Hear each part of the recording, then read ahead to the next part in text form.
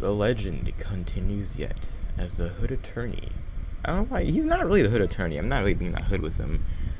So, whatever though. Let's continue.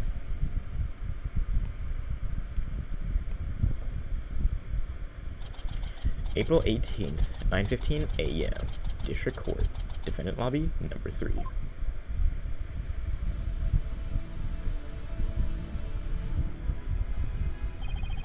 You good, Athena? I'm really antsy ever since we got here. I'm just excited. This is my first real court case after all. Yeah, real ball of excitement she is. I know just what she needs. Athena! Ugh! Didn't you ever learn about indoor and outdoor voices? I'm just trying to show you the best way to relieve your pre-trial jitters. Relieve? By scaring the shit out of me? No, I just find that shouting, "I'm fine," in a loud voice really relieves stress. It's part of my core to steal voice workout, and a must for every trial. You want me to shout here? That's right. Here, I'll go first and you try. I'm Apollo Justice and I'm fine! Alright, I'm Athena Sykes. And I'm fine. I think it actually worked. I thought it might help. It always works for me. An old friend of mine from junior high, and I say it all the time. Interesting. A proven remedy to calm the soul. I like it. So, how about we finish off with, a race around the courthouse. The point is to release stress, not get totally exhausted. What's this all a racket, you two? Ah, young Ray. That's a little voice workout. Hey, what's with the suit? This. I was thinking about getting my attorney's badge back, you know. That you know? What do you mean? You're acting like it's nothing. But why now? I have a feeling I'll be needed in the courtroom again sometime soon. But we can talk about that another time. That's bullshit inquiring minds want to know. But, wow.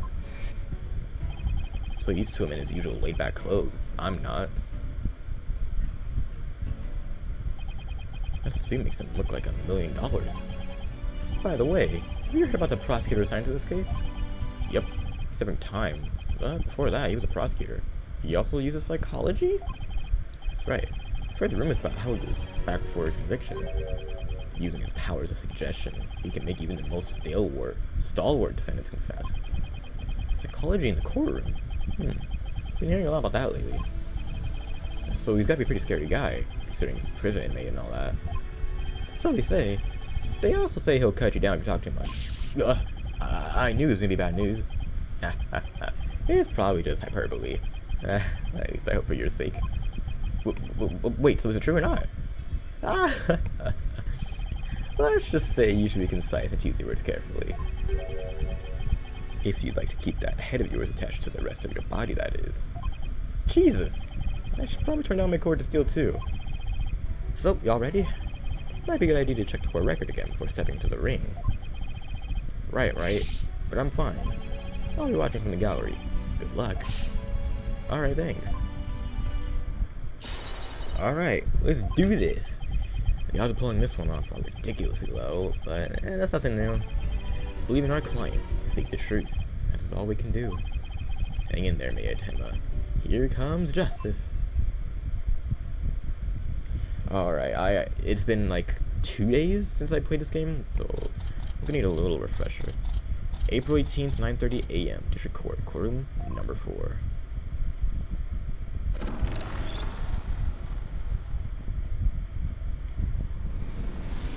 Whew.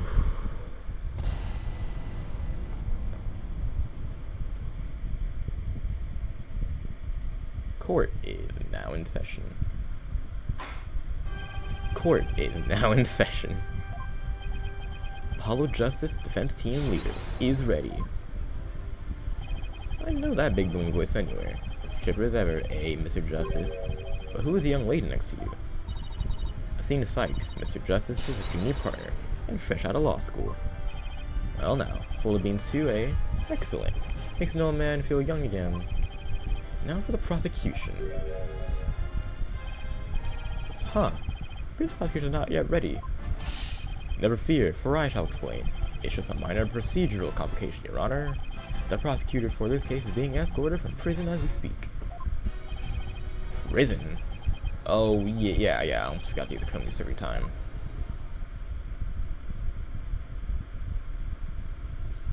Oh. Oh boy, he doesn't look edgy. Yep, Prosecutor Blackwell's an inmate.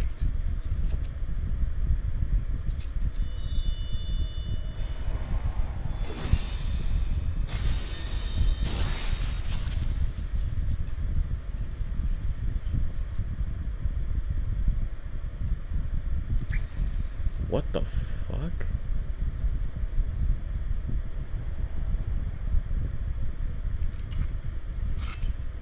I have no idea what that was. Murderer still got a job to do and duties to perform. Was this dude in like a genjutsu?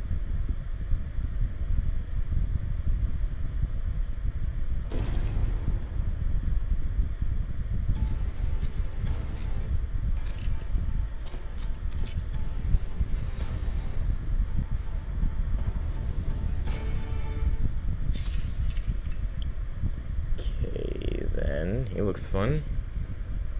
Not even gonna face me, huh?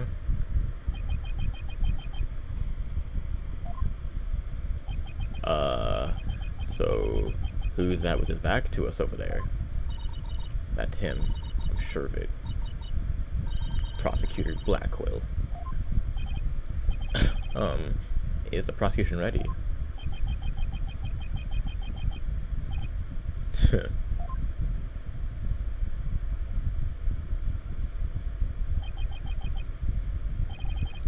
Enough jabbering.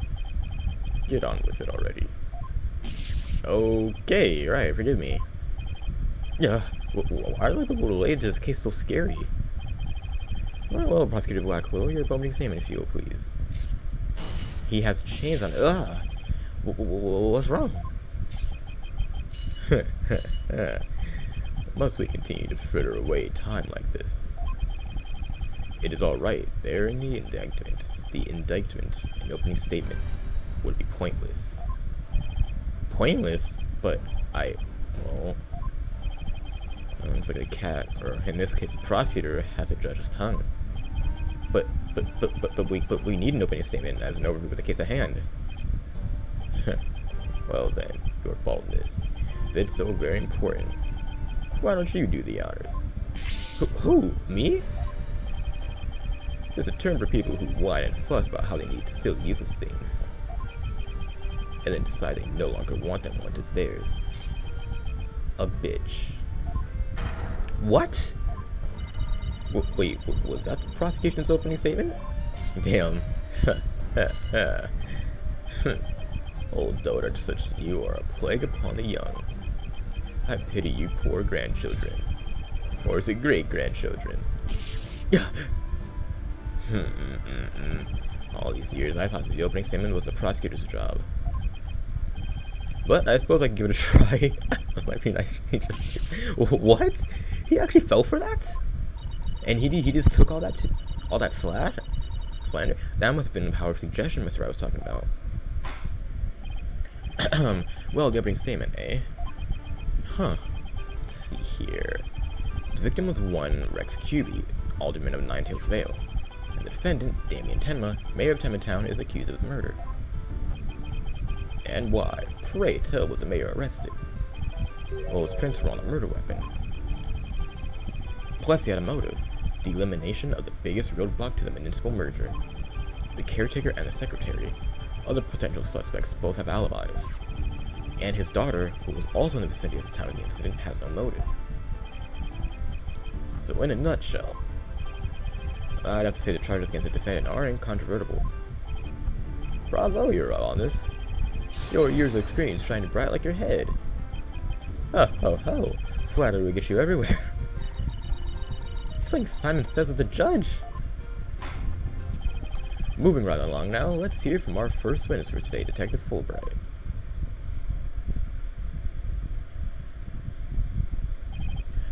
Witness, please state your name and occupation. I am the detective assigned to this case, Bobby Fulbright. Oh, and I'll also be keeping tabs on old Blackwell here.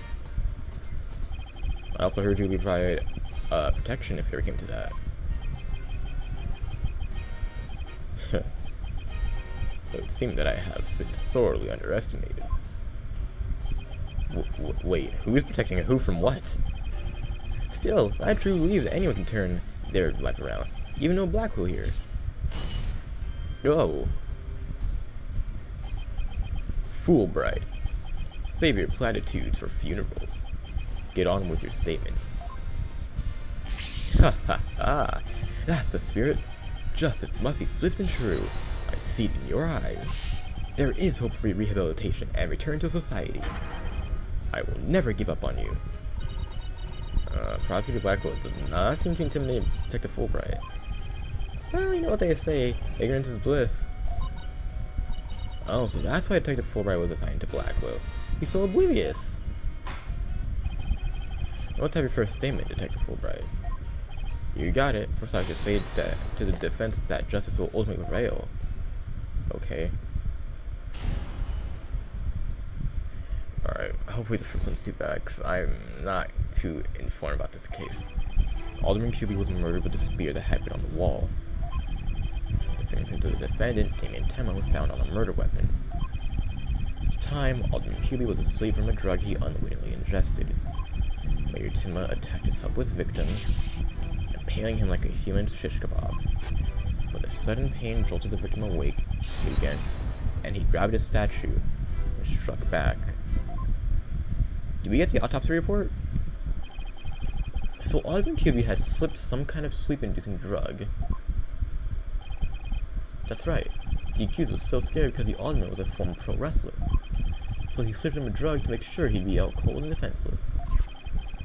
Okay, now we got the autopsy. Stabbed with a spear. And the victim managed to attack her despite being impaled by a spear. Something almost superhuman. Impossible? Well, he was a former pro wrestler after all. That spear was probably nothing more than a mosquito bite to him. Objection!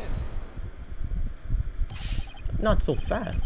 Don't try to brush all that shit off by saying the alderman had been a pro wrestler.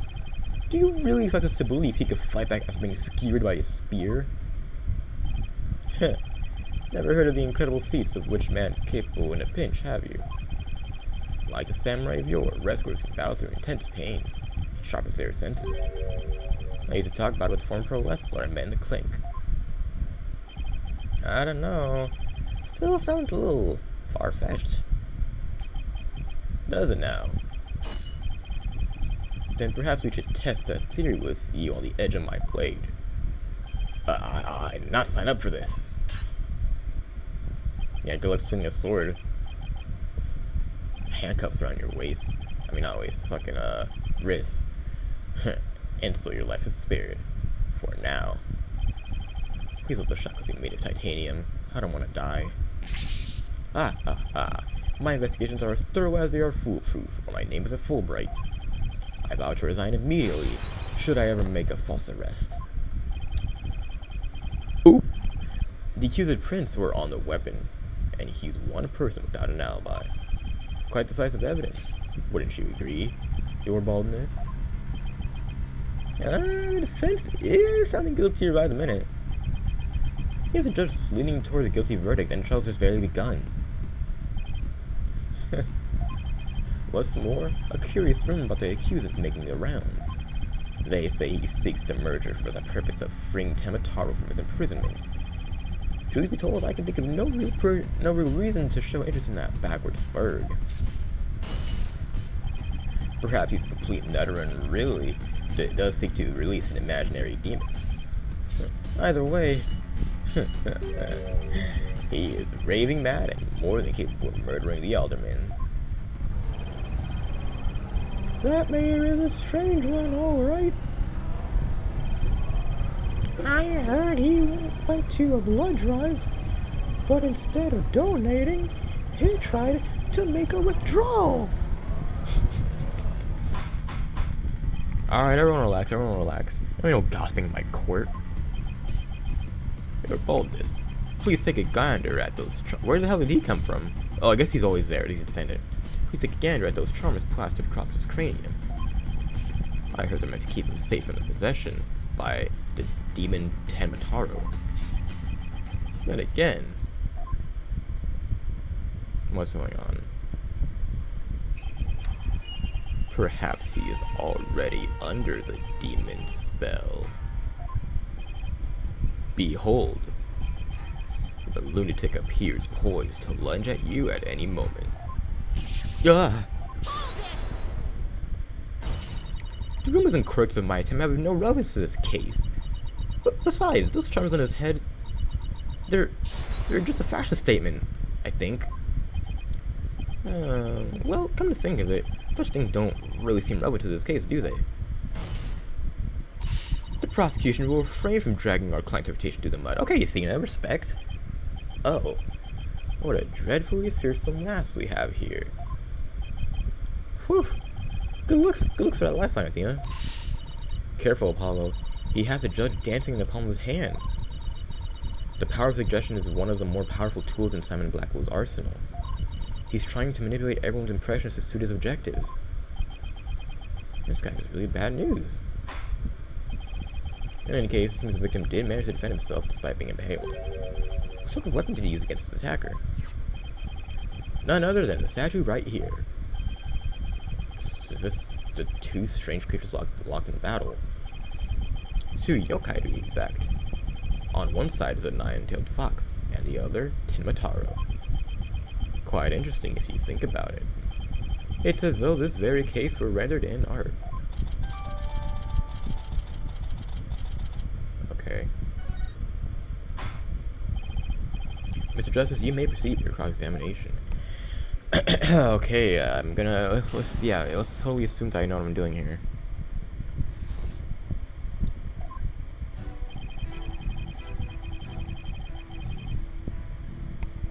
We should probably press all these at first, though.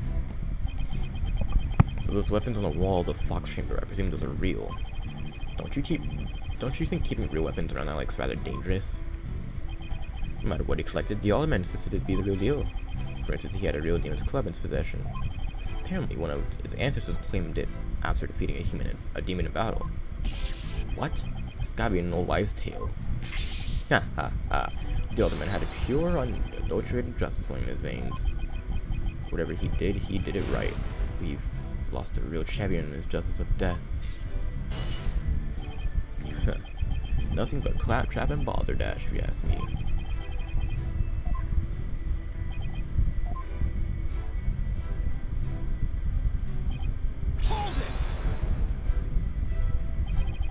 It doesn't make sense if you think about it. Prince could be easily wiped off. You do have a point there. I'd venture to say he did not wipe the prince off because he could not. What do you mean?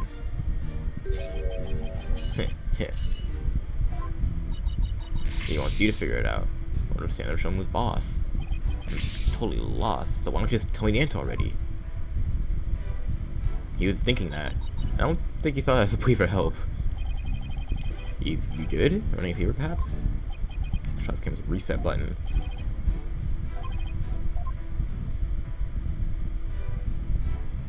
I'm going to sleep and dragging. Come to think of it, a coffee cup was found on the floor. It was sedative in the coffee. Bingo. We found traces of a sleeping agent all over the inside of the cup.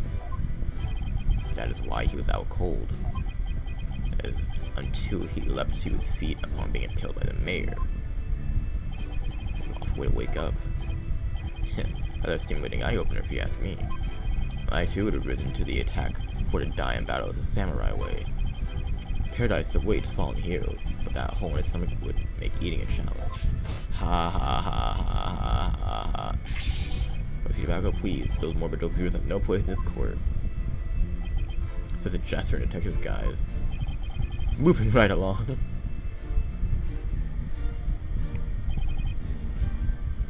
Okay, so he attacked his helpless victim, impaling him like a human shish kebab. Did he now? So the alderman was drugged because he was really strong. You can see those rock-hard muscles of his. I'm surprised the spear even managed to pierce that armor like. I admit, I'm completely jealous of that run's body of his.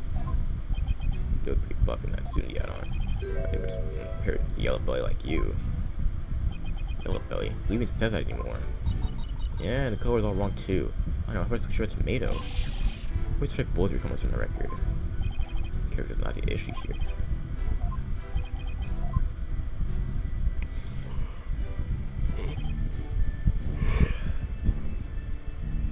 Okay, so but a sudden pain drove the victim awake.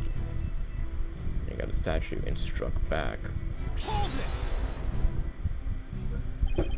Could he really have attacked his attacker after being impaled with that huge spear? Absolutely. After all, he was once a wrestler. He was being drugged, and his spear was designed to manage counterattack. But does being a former pro wrestler make him being a superhuman? Absolutely. After all, he was one of the good guys, like a superhero on the side of justice. Even though he was retired, he could still don his superhero guise in times of need. Objection! You need to lay off the comic books, my guy. We're talking about real life here. Setting aside the half-wit's flight of fancy, the fact is this. The court ordered post-mortem concluded the victim moved after skewering. So he found the strength to somehow attack his attacker. Why his testimony sounds all airtight and he's so confident.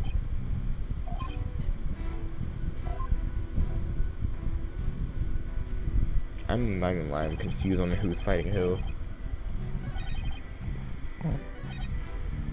Okay.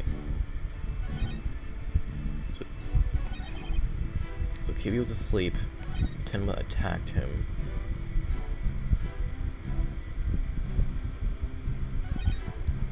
And then he got his action attack back, okay. So the first thing I'm gonna look at is the statue.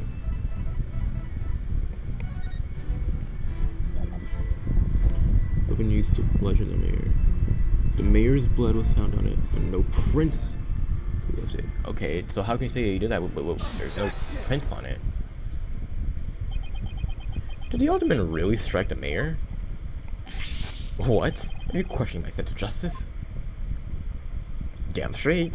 Your so-called justice needs to find himself a pair of legs to stand on. You claim the alderman struck back after the mayor put a spear through him.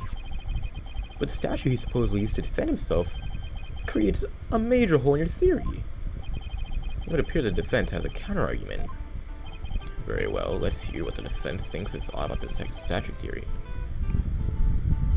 There's no fingerprints. There are no fingerprints on this supposedly crucial piece of evidence. And if you look at the crime scene photo, you'll notice that the alderman isn't wearing gloves. Yeah, I believe he's quite gloveless indeed. If he touched the statue with his bare hands, he should have left some fingerprints. Detective Fulbright, you did take that into account during your investigation, didn't you? Ah, this can't be happening. Did I arrest the wrong man? Whoa, no, did he arrest the wrong man? Whoa. Okay, good looks, Apollo. You have to take the Fulbright off his high horse. That's just 1 point in our favor. Who do you suppose clubbed the mayor if it wasn't the alderman? Well, if it wasn't the alderman, I mean, someone else must have clubbed the mayor. Good deduction. I mean, there was a third party there in the flock chamber? Precisely. And this could be the big break we're looking for. Huh. There does seem to be a hole in the prosecution's argument. Prosecutor Blackwell, would you care to respond to the defense's assertion?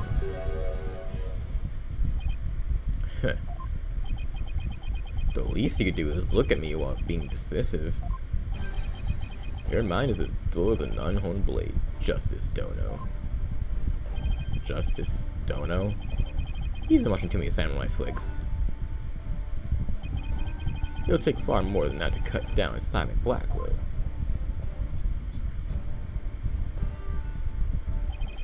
A whelp such as you has no hope against my superior swordsmanship.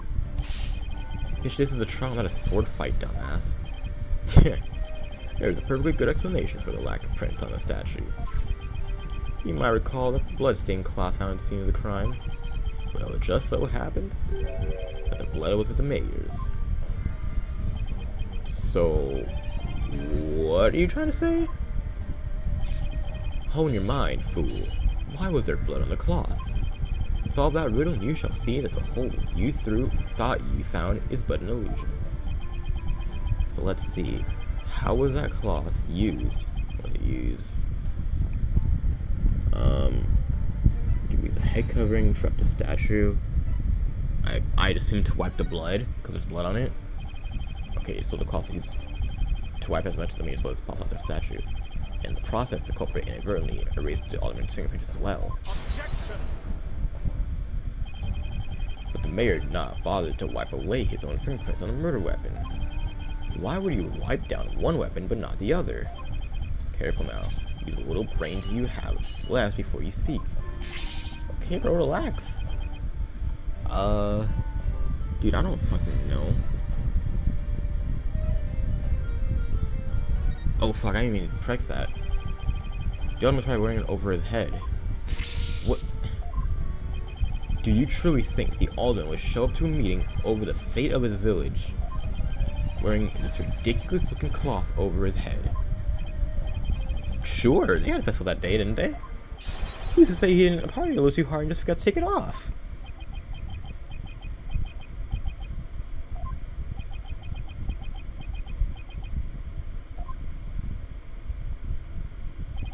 Alright, fine. So maybe he didn't do that. Let me try one more time. Okay, he wanted to wrap the statue, because I knew that. I just wanted to see the other things. Maybe the alderman wrapped the statue in a cloth. In short, he wasn't touching the statue directly when he used to strike back at the mayor. Duh! Precisely. Bully for you, boy. You know, it was light work. Oh, don't let us start manipulating you too. You just closed a hole for the prosecution. Oh, you did? Ah, fuck. Right. That a statue wrapped in cloth would leave no fingerprints is as plain as day. But this also proves that there are no holes in our theory of the alderman striking back. Oops, my bad.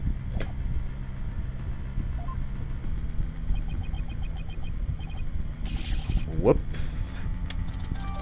Boxing demon statue. The mayor, okay. I will say keep that on there a little longer.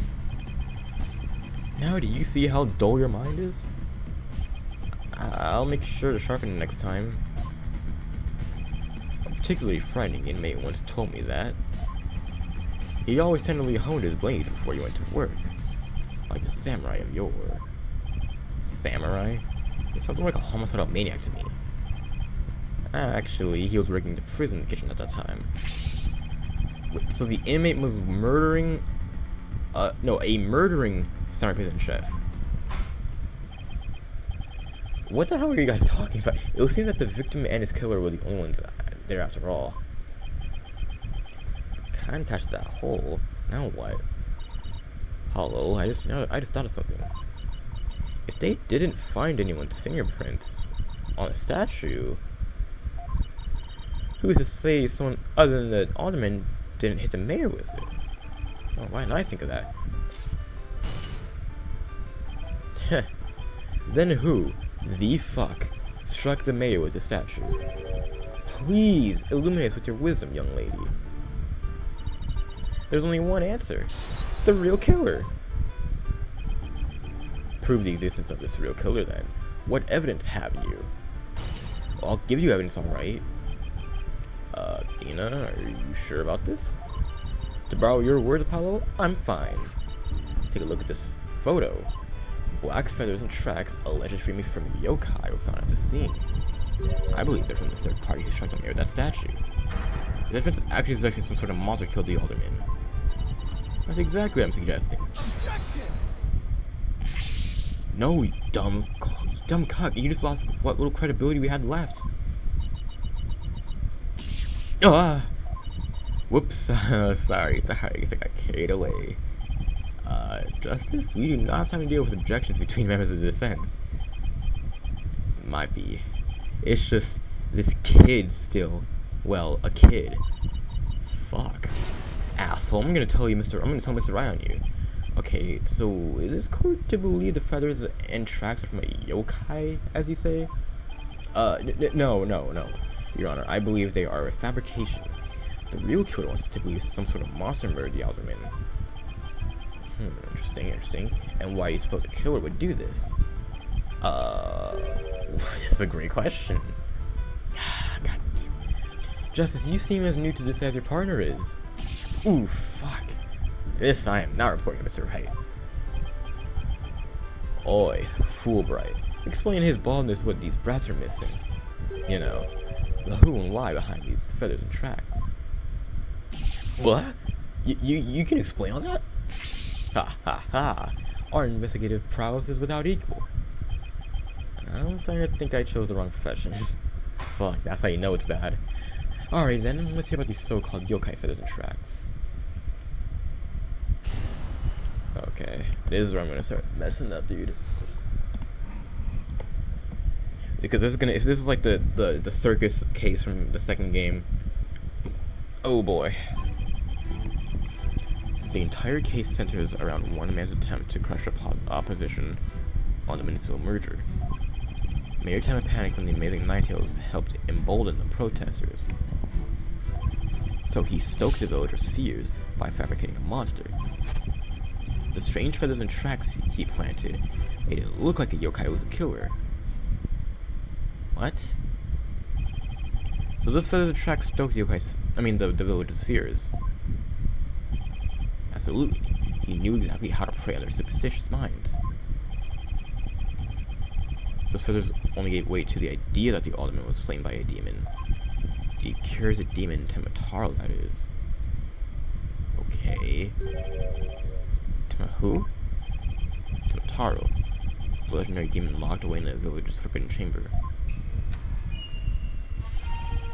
From a young age, the villagers were taught to fear the great black feathered demon, and thus they were blinded to other, more plausible explanations. Hold it!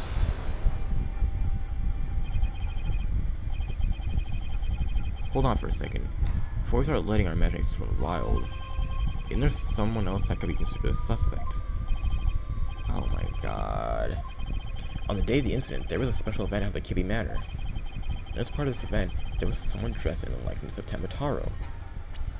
Fuck. Obviously, this person is much more likely a suspect than any legendary demon. Objection! Dullard, you are playing right into the killer's mind games. What? Listen here. The feathers and tracks were merely red herrings. The villagers believed the murder to be the work of the real Temataro. However, the police believe that the person in the Temataro suit is the killer. Yeah, I have absolutely no idea what this means. The defendant sought to sow this confusion in order to deflect the blame away from himself. However, he was knocked unconscious by the alderman. And thus our mentally deficient mayor was caught red-handed at the scene of the crime. Objection! Do you honestly believe Mayor Tem would do something so stupid? Objection! The evidence speaks for itself. Dumbass. Right, it was the mayor's last-ditch effort to stop the opposition before things got crazy. The amazing Ninetales was fueling both the yokai craze and the anti-merger movement. Plus, he one of the better-known masked wrestlers and hometown favorite. That's why the mayor panicked and set out on the path of justice. Okay, but do the people of Ninetales Vale really believe the yokai's behind the crime?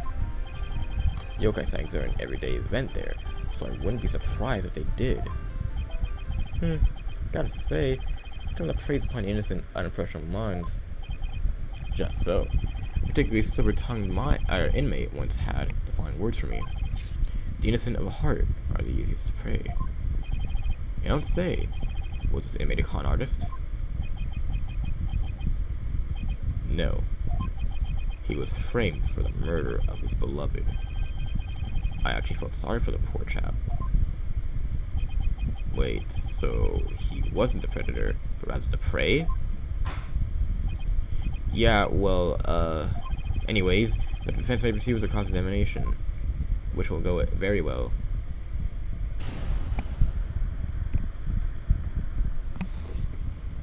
Feathers and tracks.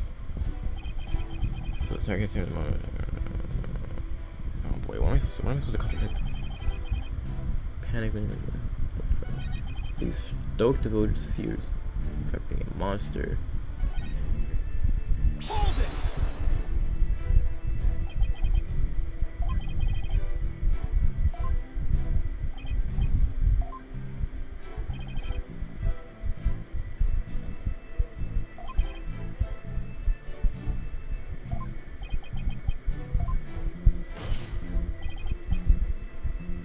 Objection!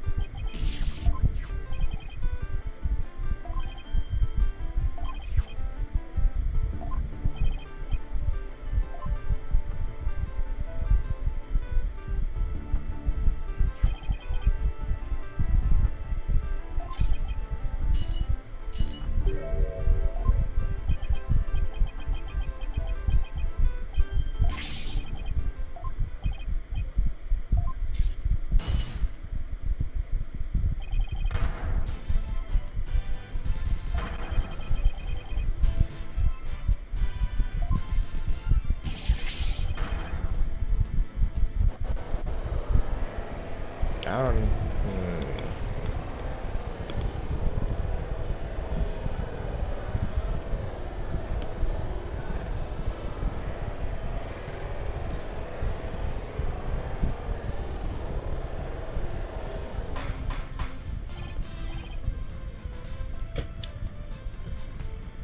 Everyone locked in on lock. Shocking development. A little clearer than crystal clear. Well, fuck, what do we do now, Apollo? I don't think they tied the Ottoman's secret identity to the mayor's motive for murder. At last, we've reached my real point. Why did the Alderman have to forge a secret identity? Does it not pique your interest, your baldness? It does. It is odd that he had to create this other persona. Just to secretly monitor whatever. Very astute of you, your baldness. Right. Now take a look at this. If you value your dearest life, oh, this is the threat he got, the blackmail letter. If you value your dearest life, you will merge the Nine Tails Vale with Tenma Town. This blackmail letter was found in Alderman QB's pocket. What? Present, the Alderman's wife is in the hospital. And that letter is clear evidence that the... Okay, so who the fuck is the Alderman again?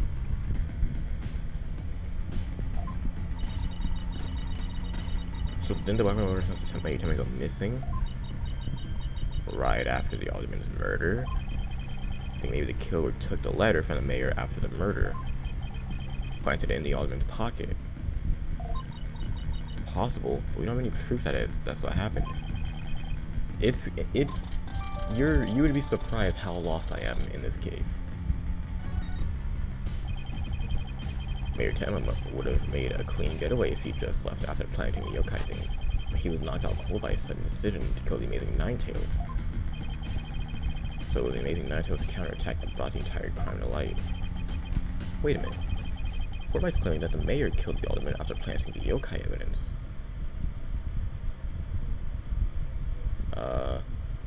The mayor? Who the fuck's the mayor?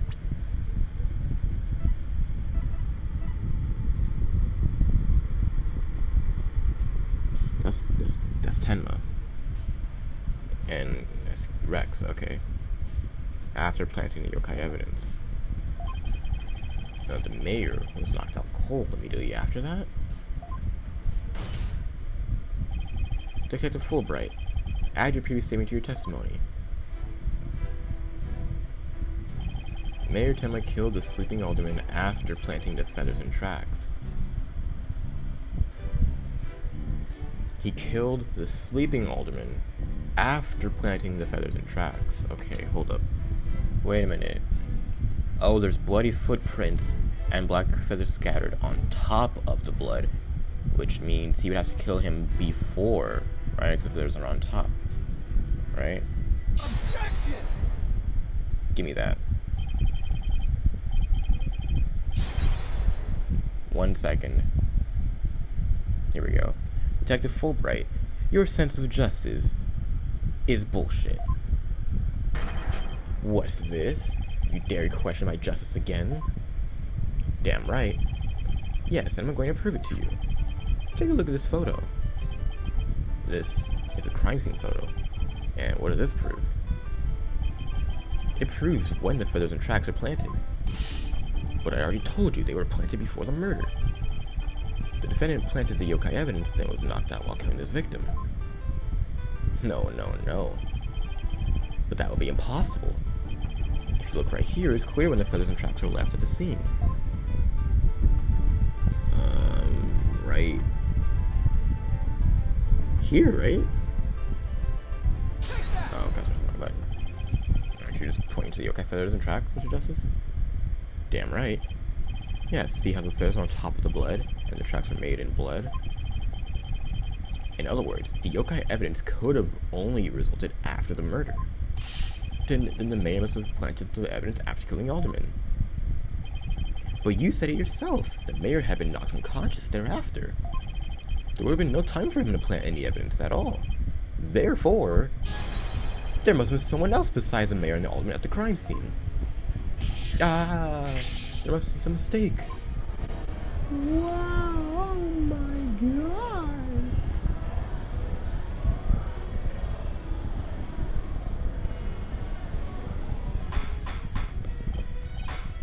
Everyone chill out, Where's your evidence? You can't possibly have any, can you? Ha ha ha ha ha.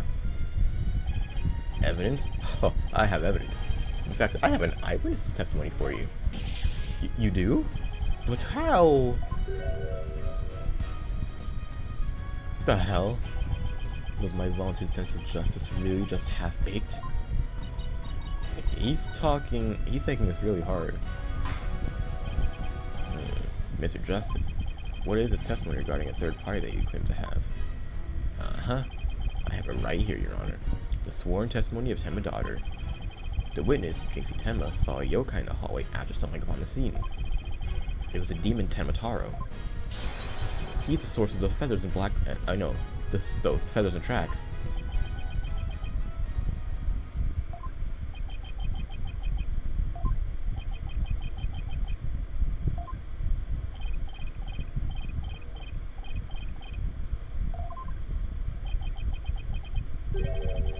Somebody please say something?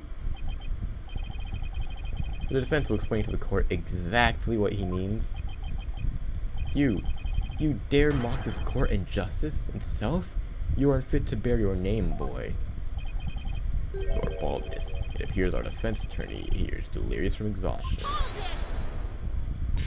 Apollo, think of something quick before you're held in contempt of court. What do you think I'm trying to do? Before you decide whether I should step down, please, just relax, damn. Alrighty then, I'm all ears, but you had better explain yourself well. What was this yokai you were talking about? Okay. It's all in the statement here. Jinxie Tenma asserts that she saw Tenma Taro after she discovered the crime scene and called the police. She came around a corner in the hall. It was around here that she saw Tenma Taro fleeing a foyer. The defense asserts that whoever was impersonating this monster is the one who left those feathers and tracks behind, intentionally or otherwise. What? How incredibly unjust. Why haven't I heard about this before? The defense just proved there was someone else. So the woman isn't the killer? I mean, the mayor? Was it all a setup? The prosecutor is a convicted felon, after all. Okay, Apollo, the momentum has shifted in our favor. Okay, good. Let's keep it that way. Objection! Oh, that was a strong one. Yeah.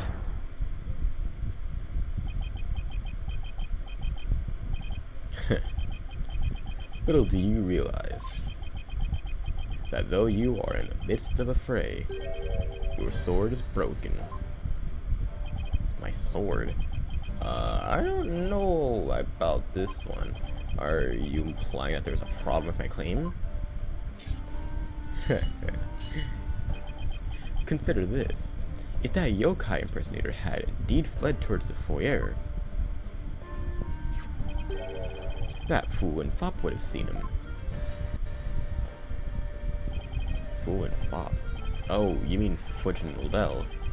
Shit, now that you mention it. Both Phineas Filch and Florent Lobel were in the foyer at the time. But they haven't stated that they saw a yokai, have they? Did you ever consider that yokai was but a figment of a scared little girl's imagination? Fuck, why didn't those two see Tamataro impersonators pass by? Why don't we ask them ourselves? I was just about to say that myself. I was. The defense was they called Mr. Phineas Filch, caretaker of QB Manor, to the stand.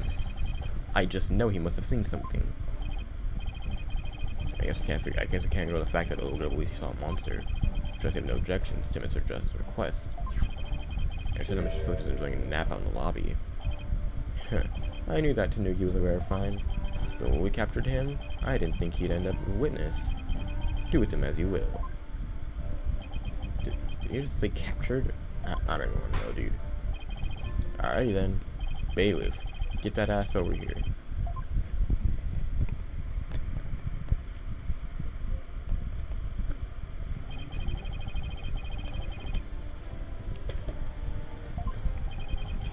Name's Filch, Phineas Filch, caretaker of QB Manor.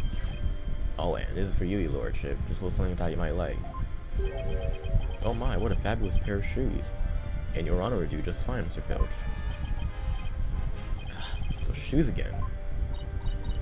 Will they belong to Detective Fulbright? I don't think Fish stole them again. They're all yours, your honorship, sir. What? But they seem awfully expensive. Yep, too expensive for me, but I reckon they'd be perfect for someone like your honorship. A kind gesture, but legal ethics dictate that I can't accept such gifts. Oh, as cosmetics, just take them if you want them. Polish them up real nice for you, too. Sorry about the shoes, Mr. Filch, but I will accept your testimony. I'd like to hear whether you saw Tamataro in the foyer after the murder.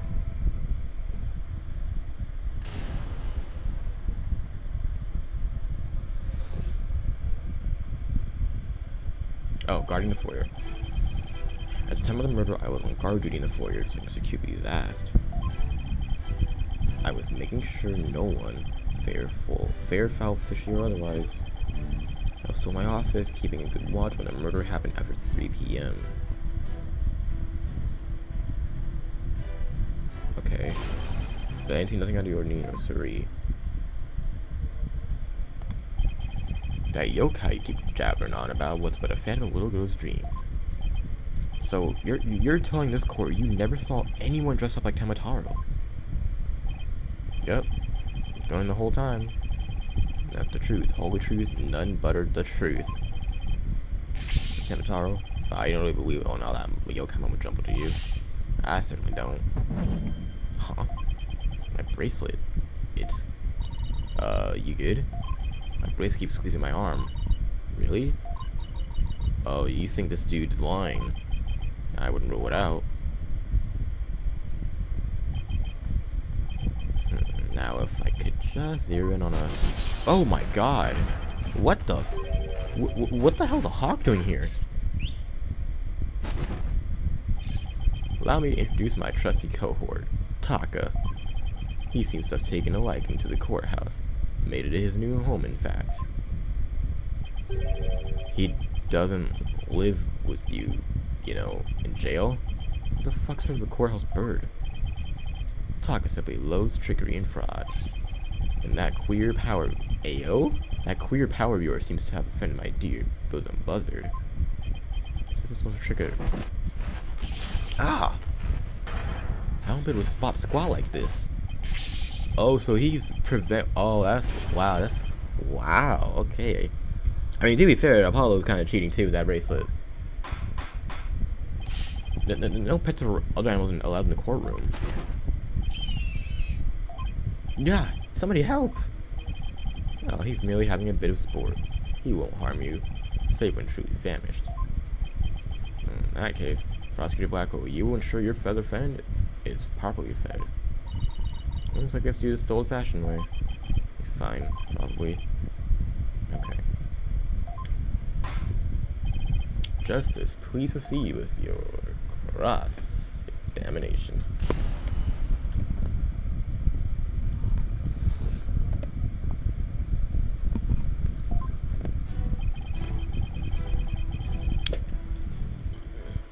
Hold it!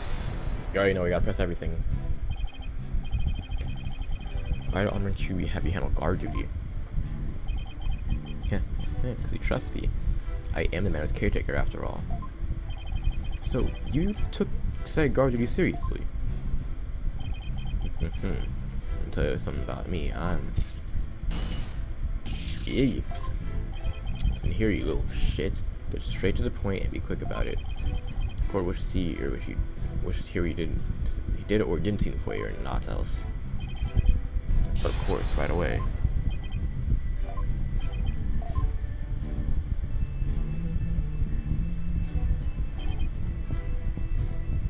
Hold it! So no one could get to him. It's not like security pretty tight. That's because there's always been lots of snakes and thieves around festival time. And the solution was to entrust a matter of security to a thief? I don't know about that one, dude. Maybe it's a matter of stopping thieves by hiring one. After all, it takes one to know one. I don't know, it seems more like letting the fox guard the hen house to me.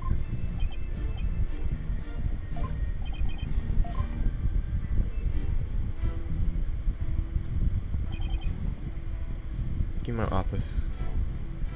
Let me just check something.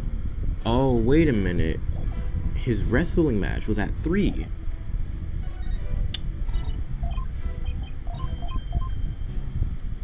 Is that it? Was he watching the wrestling match?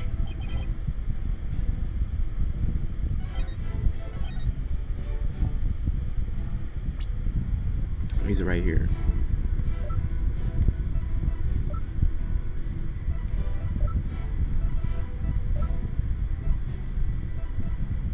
Objection! There we go. Don't bullshit me, Mr. Filch. Hey, ain't it right to bushwhack a fellow like that? No, it ain't right. No. Unfortunately for you, I have evidence that proves you're niggering me. If you look at the TV listing here, you'll see that at the time of the crime, there was a pro wrestling match scheduled. Something you'd never miss. I didn't watch that one. No siree. I was doing my job just like I was supposed to. This guy doesn't want to give up. Alright, Mr. Filch. Someone even circled the match. It was you, right? Yipes! Not only that, you even told me you watched it. You said, and I quote, "It was a complete disaster." Yeah. So, do you admit to slacking off? You can't trick me with your Rudy-poo lawyer talk. I'm one of them professional types too. I can do double duty watching TV and the foyer at the same time. The only thing Filch can claim to be a professional is a professional thief. Alright, Justice. You would have this court believe that the witness was slacking off. Damn straight. He claims to have been watching TV and the foyer at the same time. But that's complete bullshit. Bullshit, you say? But I'm not the one who's bullshitting you. Perhaps you meant the witness, Mr. Justice? And in that case, let's see what evidence you can offer. Wait, what? How am I supposed to prove that he was lying about that?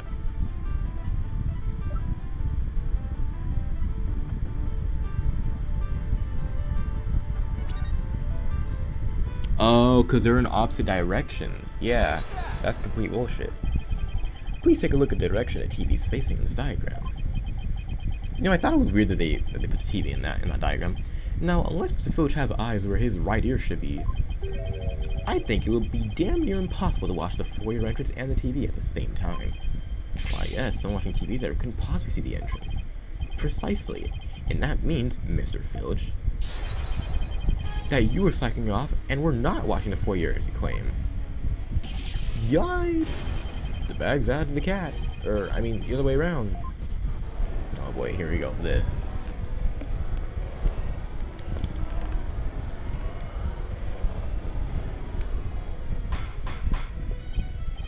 Relax, relax, relax. But Justice, is Mr. Filch's lessons that work ethic relevant to this case? Damn straight it is.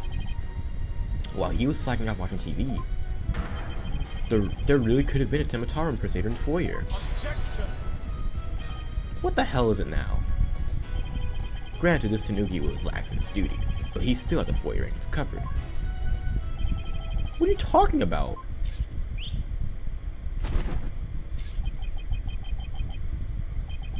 This.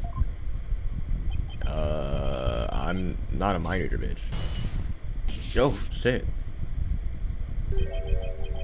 Auditory sense. That's a fair point. His eyes may have been slacking off, but his ears were still hard at work. Right, Tanuki? They were? Yeah, they were. But you already admitted to slacking off. Now you say you weren't? My eyes might be lazy, but my ears ain't. Would have heard anyone in the foyer, You see the foyer floor and stairway get all creaky squeaky when someone walks on them. Creak, creak, creak. Loud enough to wake the dead, I reckon. So, you're saying you didn't hear anybody walk by? Yep, my ears work full time. Who's a liar now, bitch? Lying thief calling me a bitch. This has gotta be the low point of my fucking career.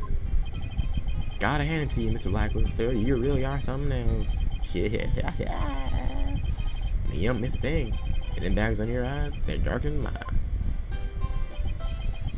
Fair warning, Mr. Filch. Talk is particularly fun to Newt. Should you lie to this court again, you may suddenly find yourself on the menu. Yikes. Alright, please testify truthfully because perjury does not exist. Oh my god, okay, well, it's a new testimony.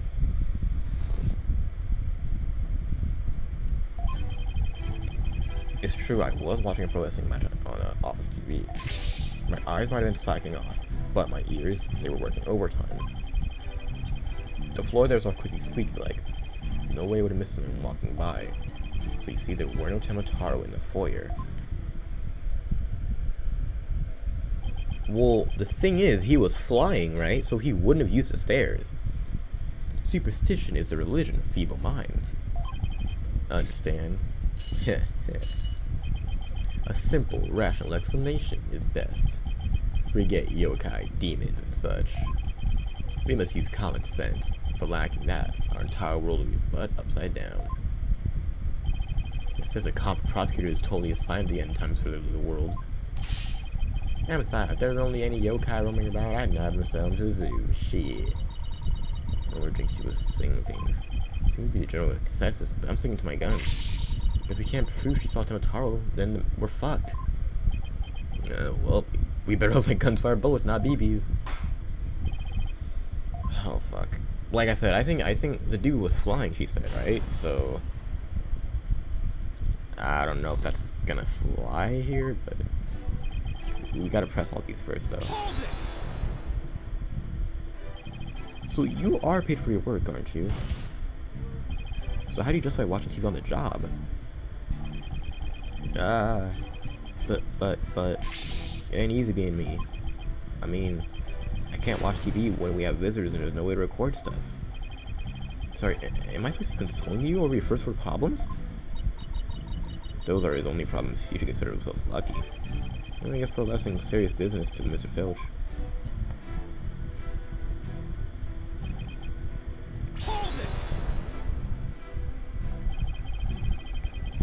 You lied earlier about taking your guard duty seriously, didn't you? Oh, well, that ain't no harm in betting a little truth.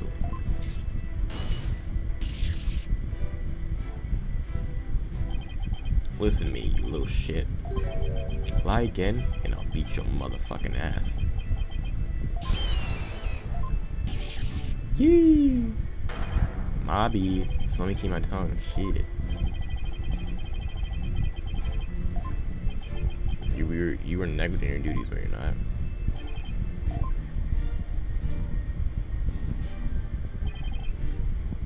Hold it! So you have pretty good ears, eh? As good as they come, I say. I ain't nothing here before. Plus, Taro makes a sound when he goes by, like a jingle jangle. Jingle jangle? How does he do that? That staff of his. That's what jingle jangles. Wait, so that means okay. Right, JC mentioned that. Mr. Filch has Taro jingle jangles. Did you consider this vital information? Absolutely. Extremely vital. I request it be added to his testimony. Because you just fucked yourself with that one.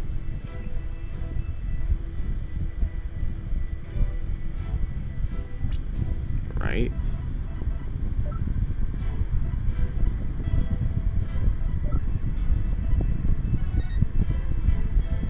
Because she says that she was wearing, or that he was wearing that staff. You're out of your mind. There's no way that wasn't it. You're out of your mind.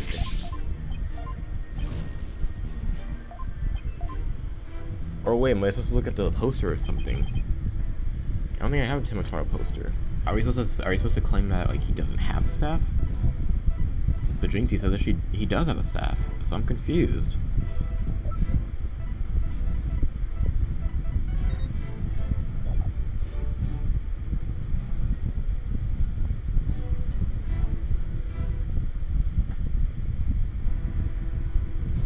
Objection!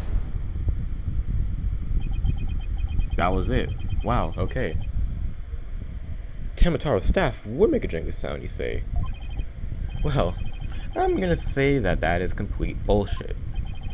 Is there something the defense would like to share with the court? Mr. Filch, you say that you didn't see Taro on the day of the incident. Why then did you assume just now that Taro would be holding a staff? That's what I'm saying. Huh? You see, the Taro Jinxie saw held a staff in his hand. And she described its sound just like you did, as a kind of jangly sound. Yeah, so he was holding a staff. What's your point? Objection! No. The point is that Taro doesn't use a staff. Not normally. What are you talking about? You see, this is the only known document depicting Taro. Is there a staff in that picture, Mr. Filch? You're right, there's no staff. Not even a cane or a walking stick. Ah!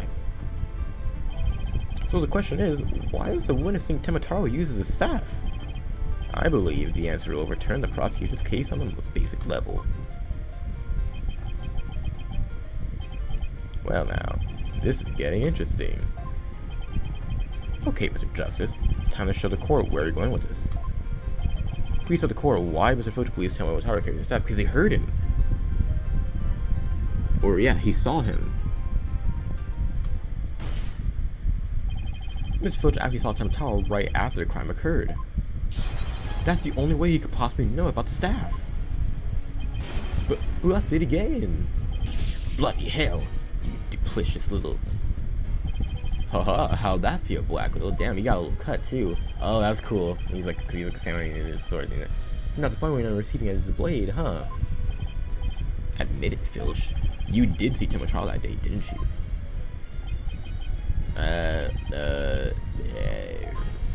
Well, I'm begging you, please don't make me say it. No. But clearly you did see Taro. Stop stalling and testify to that fact. No can do, no way, no how. You ain't got no idea how terrifying he can be. he still wanted to admit seeing Tomataro, even though everyone already knows he did. The question now is, why? This dude is scared to death. Is that why he can't admit the truth? Come to think of it,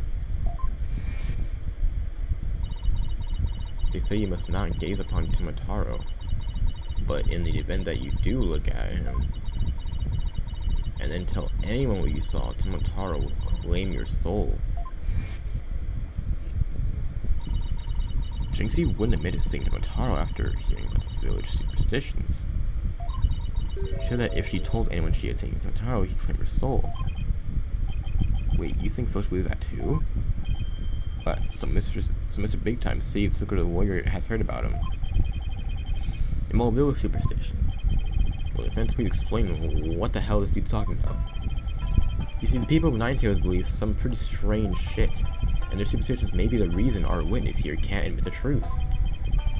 The truth that he really did see Tomataro. The damn straight, that's why. It's all right here. Do not gaze upon Tomataro, do not tell it to see him, ignore superstition will cost your soul. There is, however, one would save it. Immediate departure from the village, and forcing him will bring ruin upon the village. See? That's why us souls in Ninetales Village can't talk about seeing Tomataro. Huh. Okay, well that clears up one mystery. The killer took advantage of the superstitions by wearing a Tomataro costume. They knew that that way no one could talk about him. It was as if he never existed. The defense holds that Tomataro impersonator is a true killer. What? Whoa.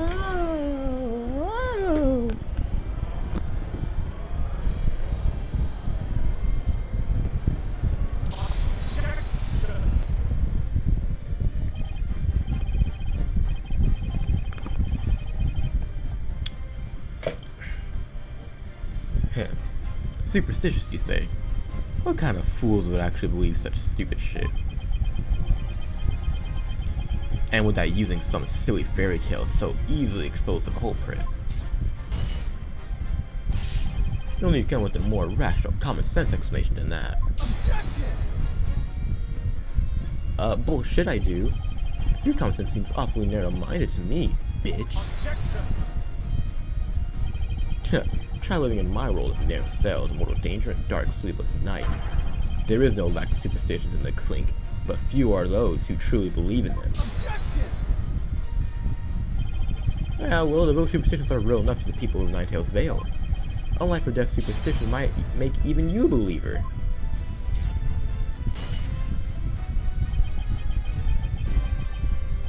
Gah! That actually worked. What, are they just talking into believing superstitions?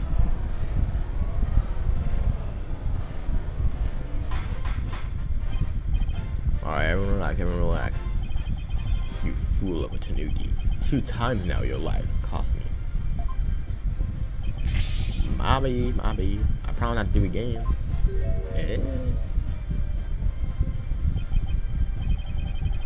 Taka, my nigga. Get this nigga. Yeah, you're gonna eat me alive. Pay for the heal. Oh, and he's gone. But Bailiff, what are you waiting for? Go get that dude. That's certainly not something you see every day.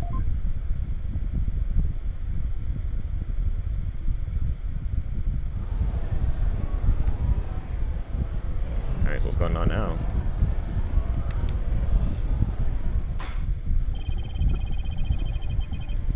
Seems a new and important fact has come to light. A third-party disguise as a yokai Tomataro was at the scene. And now we have 2 witnesses who can attest to that fact.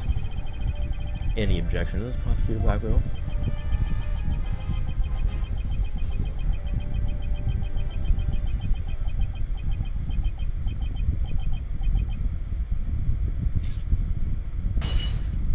And he broke the chain. Uh-oh. What?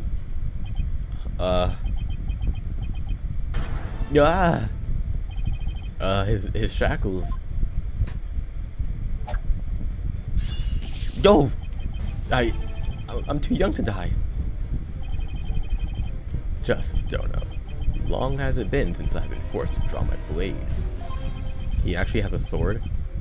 You had best say your prayers. Yeah!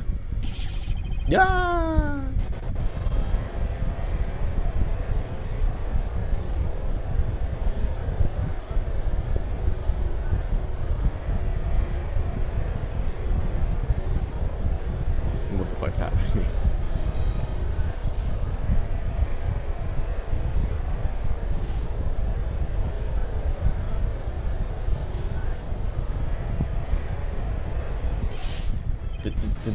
Detective, do something!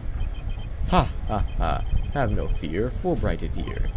When the going gets tough, the champion of justice gets going. Objection!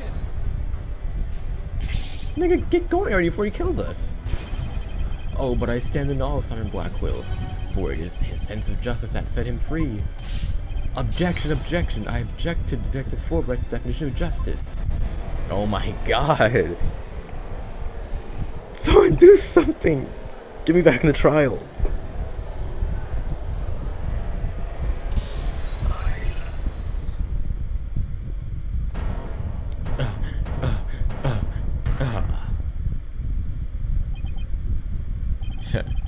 I'm not in the habit of cutting down unarmed bitches. Well, in that case, Prosecutor Wacko, can I ask, you to, I think the judge forgot he's in charge here.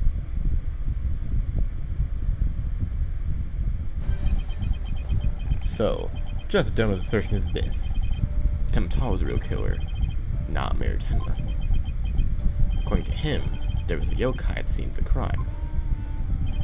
Damn straight, and that yokai, or, well, whoever was impersonating him, killed Alderman QB. Silence. Yeah. Care to explain why Jinxie, being the first to discover the murder, did not see your alleged killer yokai there in the Fox Chamber? Huh? He's right. She said nothing about Temutaro being in the Fox Chamber. That's probably because he already dipped by the time she got there. Let me enlighten you. That little scamp heard a dying scream right before she opened the chamber door. Okay, and upon entering the door, she found a freshly skewered murder victim, the Alderman, and the homicidal maniac who had killed him, the mayor. No, there must have been someone dressed up as— oh! Then why does that little bitch claim not to have seen a yokai in the Fox Chamber? Well, considering her father's accused of murder, I'm sure she would have mentioned any third party that might have been in the room. What the fuck? Why didn't she say Temutaro inside the Fox Chamber? There was one way to find out. Ask Jinxie Tenma whether she saw your yokai killer at the scene of the crime. Oh fuck. The final battle draws nigh. Only one of us will leave here alive. Long has my blade thirsted for blood. At long last, it shall be sated. Wait, this is a trial, right? Show me what you're truly capable of. Young Justice. Yeah. Oh, okay then. The parties are no doubt need some time to regroup. So the court will take a 10-minute recess in order to— yeah. 3 minutes. Bitch. A 3-minute recess? Just so. Plenty of time if your destination of intent is the loo. The loo? You mean the bathroom? Jesus Christ. At least include enough time to wash our hands. See that you take no more than 3 minutes. All latecomers will be punished. Yes, sir. I hereby declare a 3-minute recess before the battle begins. I declare Prosecutor Blackwell the winner of this round, as Simon says. Doesn't bode well for us if the prosecutor is running the show, does it? So what the hell are we gonna do in 3 minutes? April 18th, 10:40 a.m. District Court, Defendant Lobby, number 3. And he busted out of his shackles. Yeah, the hell is that all about? Sound like chuckles like they used to. You should probably be careful, Apollo. You really brought the samurai in. Especially after you proved there was a Temptarum impersonator in their manner. What's with that guy in the whole samurai act anyway? Such fine swordsmanship. That is no mere act. Mr. Justice, it's high time I challenge this jailhouse prosecutor to a duel. Wait. We should probably save the dueling until after we prove your innocence. I suppose it could wait till later. Does anyone remember we're conducting a trial here? Dina, I'm gonna go watch that. Remember Blackwell said, Apollo, don't be late.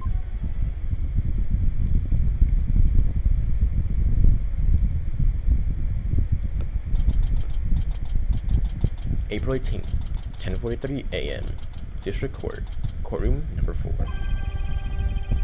Now then, I believe our next witness is Miss Jinxie Tenma, a maid at QB Manor. I believe we can proceed now if the witness is ready, that is. What the hell? The Nuriyahon, leader of the 100 demons. He really does exist. Wow. That is one well-polished tray. The witness will show her face out in court or her testimony will be inadmissible. What? Who'd she put a stamp on? Or the Tron? Be gone, Nuraihan, leader of the 100 demons. Ho ho ho. You think I'm a yokai? Well, I was once known as a judicial manner of monster of sorts. The beast of the bar, the demon of due process, if you will. That's kind of a hard name, I can't even lie. Yeah, my charm has no effect. The demon of due process? I'm not sure I can see that one. Now, you little shit. Yes? I trust you know why you're here. Bags. Bags? Oh, that Trixie Tanuki. Try the noodle stand. Go enjoy a big bowl of Tanuki tail while you're at it. This dude's cracking himself up. Everyone's a comedian, huh? No. I meant your bags, bitch. The ones under your eyes. You must have trouble sleeping. Here, this charm will keep Azuki Arai away. Azuki Arai? The yokai that washes Azuki beans? The only thing needing washing will be your father's neck before I take his head clean off. Azuki Arai often...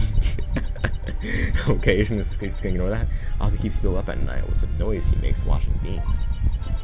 But if you stick this charm on your forehead, you won't hear him anymore. Is that so? Well, thank you. Looks like Prosecutor Blackwell got more than he bargained for. I'm bad enough alone, but together, those two are just plain creepy.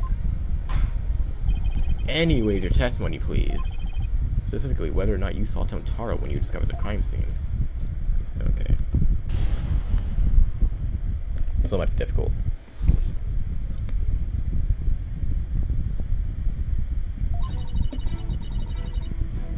Did I see Tara in the box chamber? Well, when I opened the door, I saw. Yes, now I remember. Yokai. Right there in that room. What the fuck was that? So there is a yokai at the scene of the crime. Lots. And lots of them. Wait, more than one?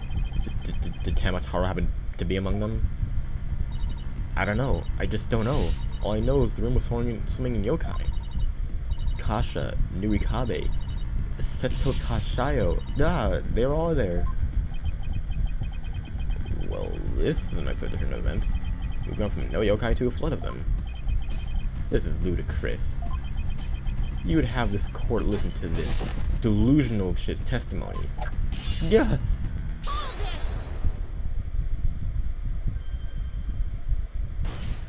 Okay.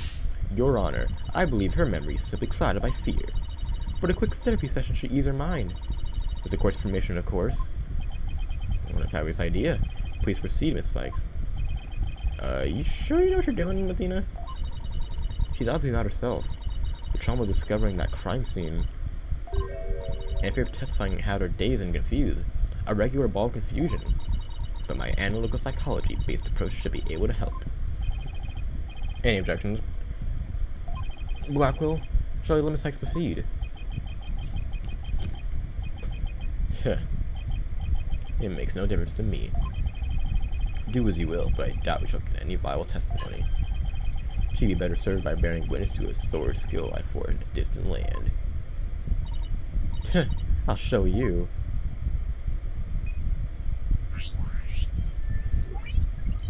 Beep boop boop beep doop boop boop. Entering the Matrix.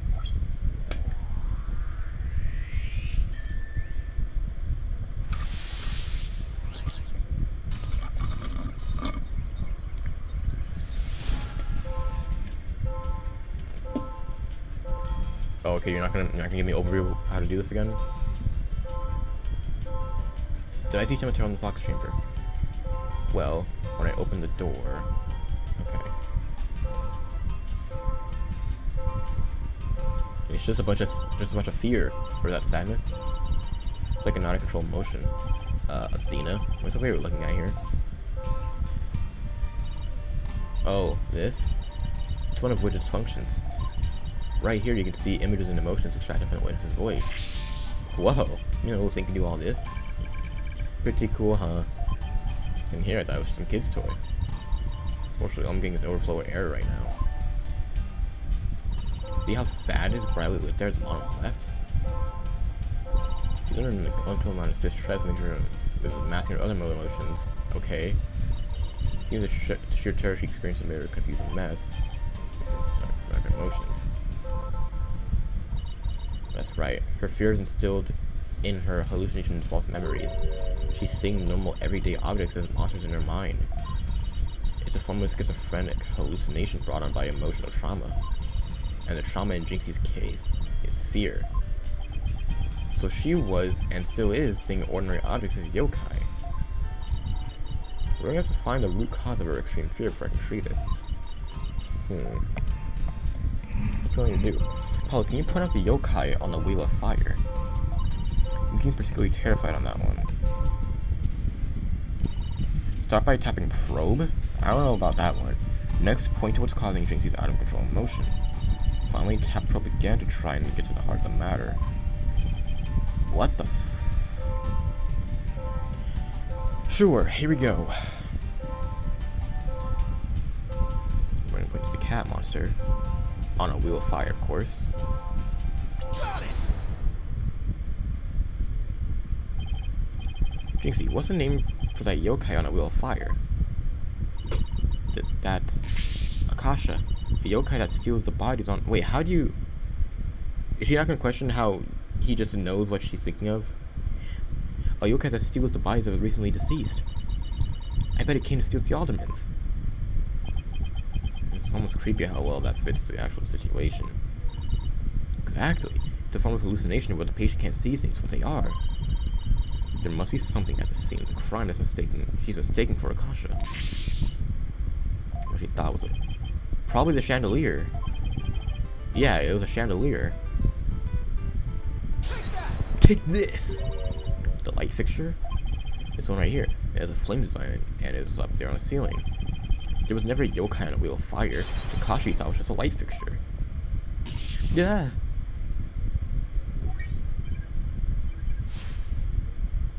Then we got 4 other monsters to take care of.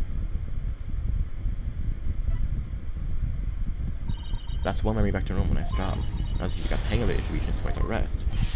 What about the white wall-like monster? That's Nuikabe. It's a wall monster that blocks your way or leads you astray. No.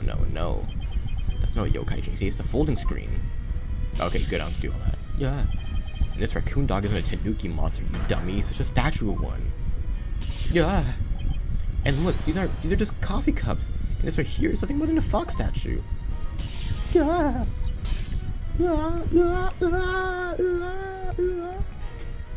Oh, she got a new plate. That's nice.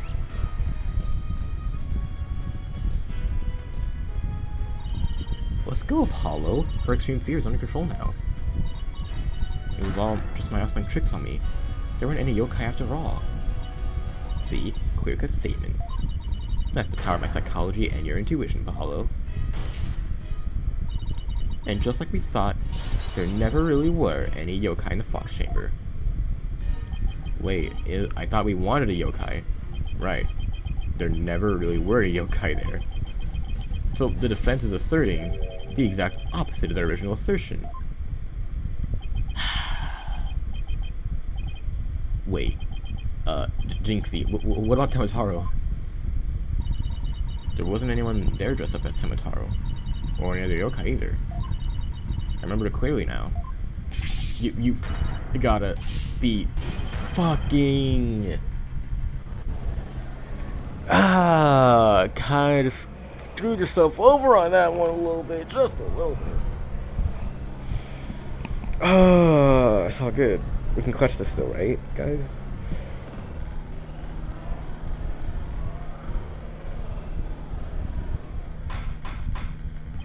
Alright, everyone relax, everyone relax, everyone relax, everyone relax. I think we just played ourselves. Allow me to push you on it. It's the least I could do. Skid out. No. Apollo, can I interrupt your freak out for just a minute? I'm still picking up some noise. It's an unexpected emotion. Does that mean GC hasn't remembered everything yet? Exactly. We should be able to get something out of her. Enter new information update. Beep boop, beep boop.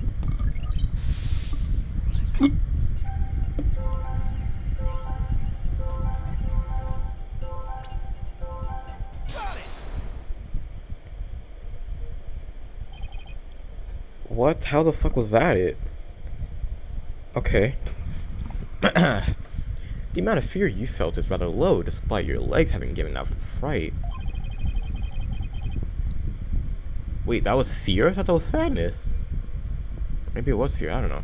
Could something have lessened your fear? Actually, I did experience a sudden burst of courage at that moment. You did? Where did it come from? The flower, right? And their flower made me think, oh, it was Mama. I suddenly felt as if she was there with me. Okay, I'll enter some burst of courage and let's see. What kind of fucking tech is that?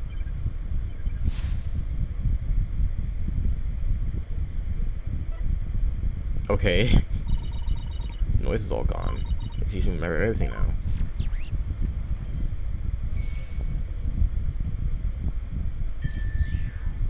Bye-bye. A sudden burst of courage. And where could that have come from? Let me see. Was there something to give you a sudden burst of courage? I guess it was, but I realized I had done something naughty when I thought about it later. And you will give me that courage. Really, so it's come to mind, or something like that crime scene. The flower, right? Banksy, you didn't happen to see a Nine-Tails flower there at the scene, did you? Yeah. The demon lord strikes again. I can't hide anything from you. I found a small case with a picture of a Nine-Tails flower on it. I liked it so much I kept it. You what? You can't remove evidence from a crime scene. That's right, young lady. Removing evidence is a big no-no. Now, the witness will produce said evidence this instant. So, sorry. It does seem to be some sort of case. It looks like it slid out. It appears to be a key. Might I have a look, Your Honor? I mean, Your Baldness.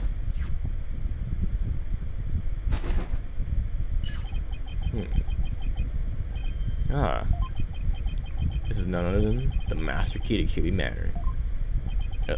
Are you certain of this, prosecutor? It matches the serial number of the key that went missing after the murder. A master key that went missing? I don't know if I like the sound of this. Our little scamp here stumbled upon an article of unimaginable consequence. That's a little melodramatic, don't you think? Heed these words, for I shall say them but once. The sole key to the Fox Chamber has been this little scamp's constant possession. That's what I was thinking too, because ergo, she was the sole person who could. Oh no, I was thinking of the Forbidden Chamber. What is even in that room? Ergo, she was the sole person who could use it before, during, and after the murder. Which leaves the master key as the only other key that could have opened the chamber. But this master key was found in a room that had been locked by this girl. Wait a minute.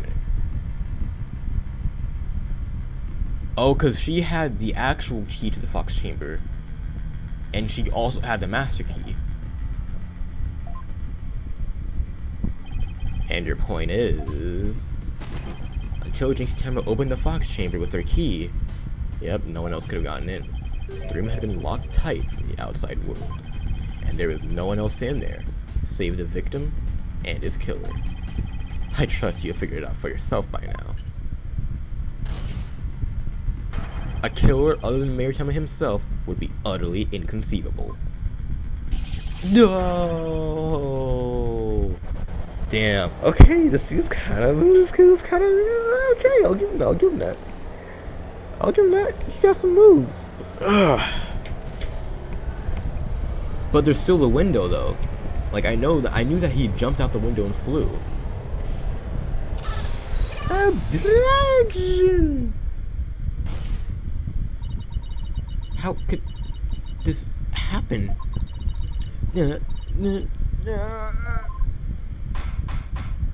Alright, defense system will refrain from growling her frustrations.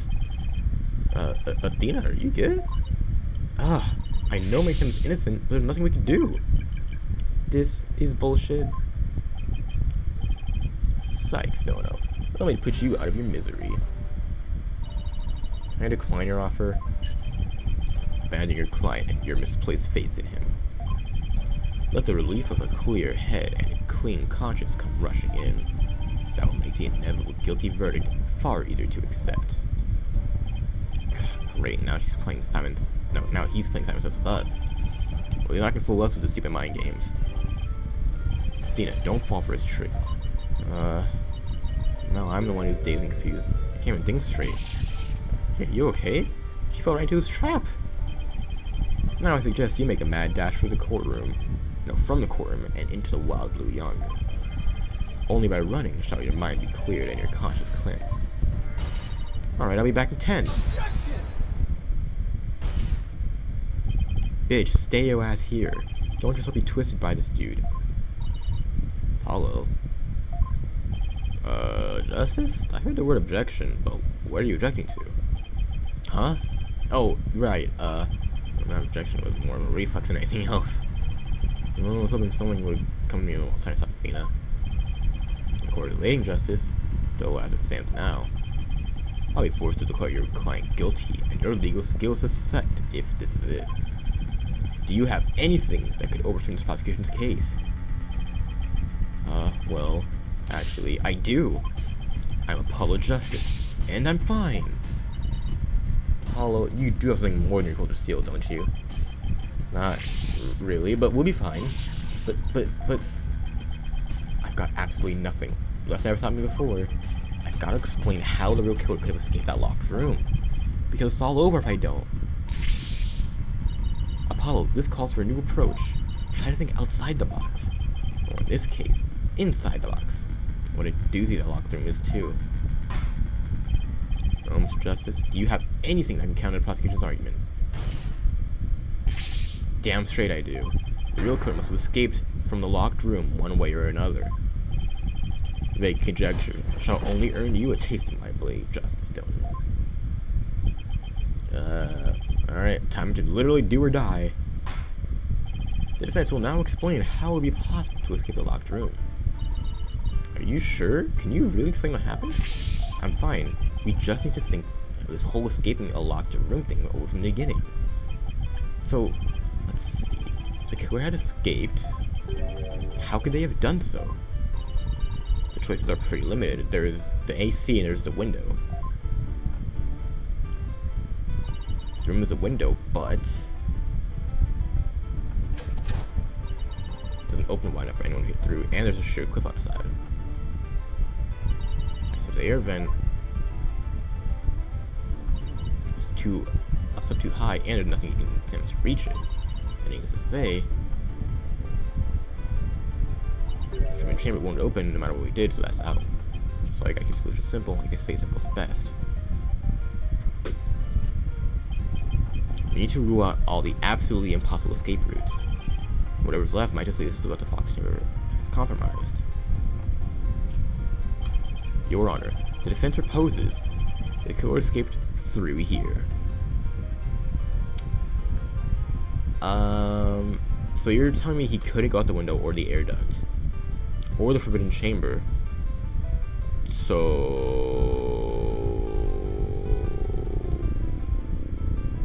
But he couldn't go out the door either. It's the window. I know it's the window, because that person saw him flying. You're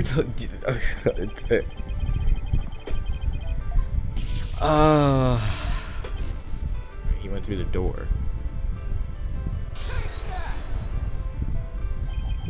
The hallway door? Well, I guess that could be the only way out. Huh. It would appear you've already forgotten.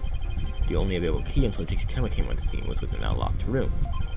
How would one exit the Fox chamber and then lock it without a key? He could have... That's a good point, actually. I should have seen this coming. Remember, Pablo, keep it simple. Simple, right? I could understand the killer had exited the room with the key.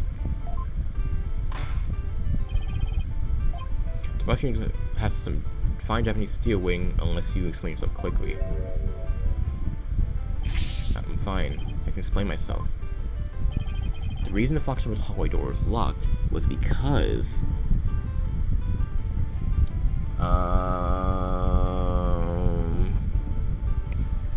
Fuck, I don't know, dude.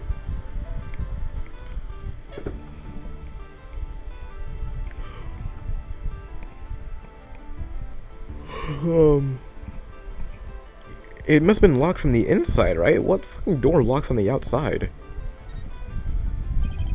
Tanner locked it himself after the kill for the scene. Let's get the suicide to return. What? No, no, no.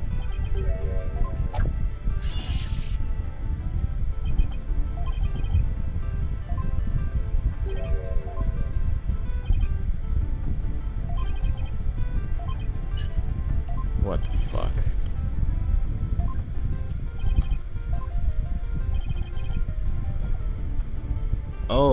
Oh fuck, I thought they meant Taro. No, not Tenma. Tenma wouldn't lock himself inside. I don't know how it could lock on its own. So I'm going to say he locked on the outside. But what if the room was locked from the outside? In other words, the killer took the key through the hallway door. Then, fuck. Like, I don't understand how a door can be locked from the outside if, like, consider this. The master key was found inside the tightly locked Fox chamber. Any assertion that the key was removed from that room is a blatant contradiction of fact. Exiting the room before locking the door would require taking the key outside. Right.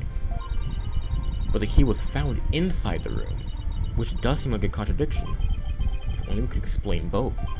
Like, how the key could be inside the room and used to be locked the door from outside.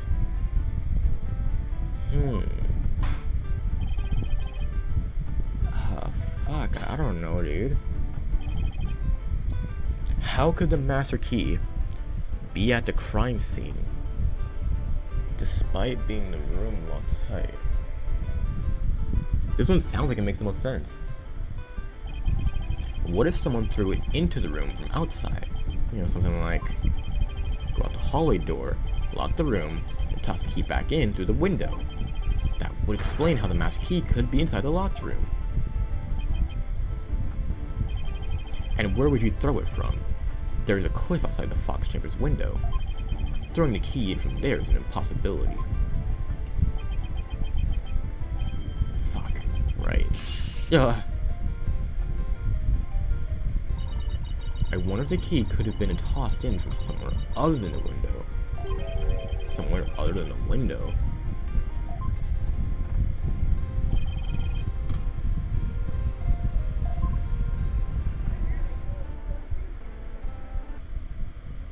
Okay, so I took a little break. The answer was the air vent, which I thought because, yeah, a person can't fit through the air, but a key obviously can. So, alright, let me get back into the groove. The air vent. Precisely. The window may be out of the question, but the air vent's not. Oh, that's right. The Fox Chamber's air duct leads out into the hallway. Though I do wonder to get that trajectory, because it's not a straight line, is it? Because you have to throw upwards and then forwards, but whatever. That's right. The real killer entered the air duct from the vent outside the. Oh wait, no. Okay, never mind. The real killer entered the air duct from the vent outside the Fox Chamber, then dropped the key into the room through the vent inside the chamber.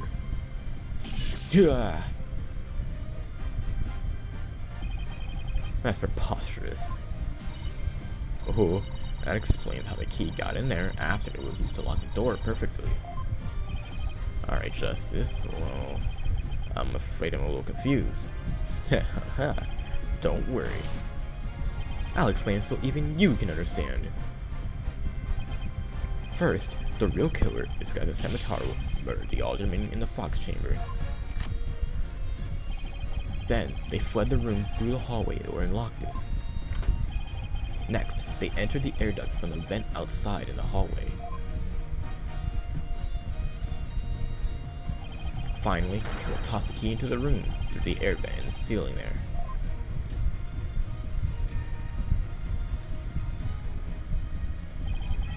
All I was left to do after that was go back through the duct and flee the manor. I thought they said it was too small to go in through the... whatever. Well, Your Honor, could that be any clearer? Amazing. Even I could follow that. The judge seems really pleased. That explains everything. The real killer was someone dressed up as Temitaro. And there was someone else other than the mayor and the alderman in the room. Hey, it looks like that lawyer has beaten the jailbird prosecutor. Whoa, that was a total turnabout. That massive forehead of his seems so much more attractive now. Oh, okay, everyone relax. Now that I've provided a popular party, I don't see how our client could be guilty. Silence.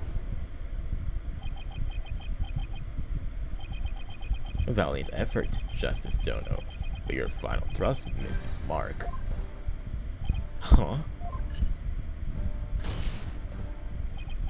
Both that little scamp and the tricksy Tanuki saw the yokai after it left the room. But then what? Did that irksome yokai simply go through the foyer and walked right out the door?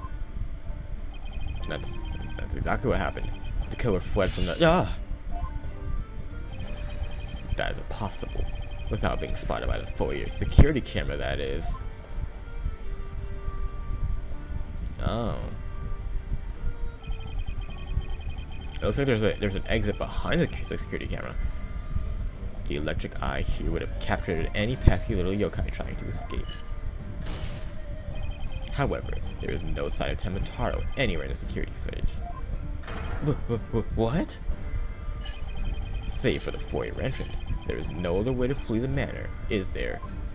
Maybe by window. I don't feel so good.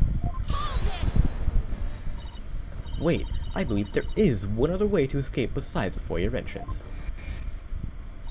There's a large window in the foyer. It's possible to escape there without being seen by the security camera. Oh, okay, that's a window. Hey, you're actually right. Silence. Why is he to say silent without objection? Must I point out every crucial detail to the defense?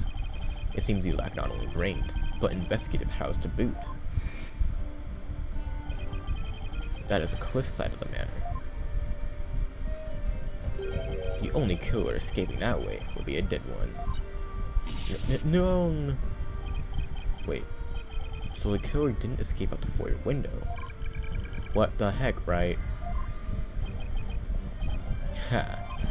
I suppose your next proposal is the killer sprouted wings and flew off into the sunset? That would mean the killer really wasn't yokai. Only we have some sort of evidence that could point to a flying killer. Who's to say we don't? What? You're saying you can prove the killer can fly? Oh my god, the killer can fly? This dude's out of his goddamn mind.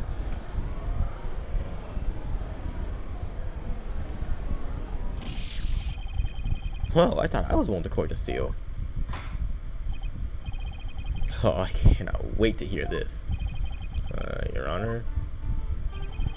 Please tell me what evidence you have of the killer. Bro. I got you right here. Take a look at this special edition paper. Tentaro, real or flight of fancy. What exactly does this article prove, Mr. Justice? The photo in this article was taken shortly after the murder. Maybe the yokai in the photo is a killer shortly after they fled out the window. Mr. Justice, you're not seriously suggesting... Oh, but I am. I mean, it all adds up. The killer, disguised as Tentaro, flew away. You know, by some way or another. Silence.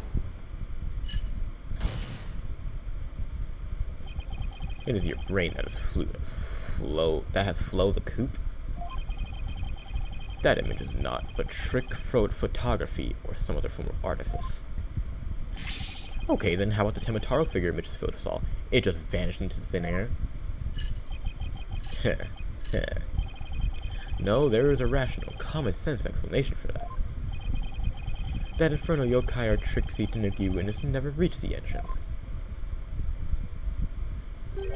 He, or should I say she, turned back before the camera's electric eye. She? I don't think I like where this is going one bit. Now, the fact that we know the yokai had come from the Fox Chamber means that it was likely either Mayor Damien Tenma or his daughter, Jinxie Tenma. However, we know that Mayor Tenma was already unconscious at that time. Ugh, not good. Not good at all. Do you understand the gravity of the situation now, young Justice? The falsified yokai remnants and the appearance of Tentaro were the work of one individual. And that individual is none other than Jinxie Tenma.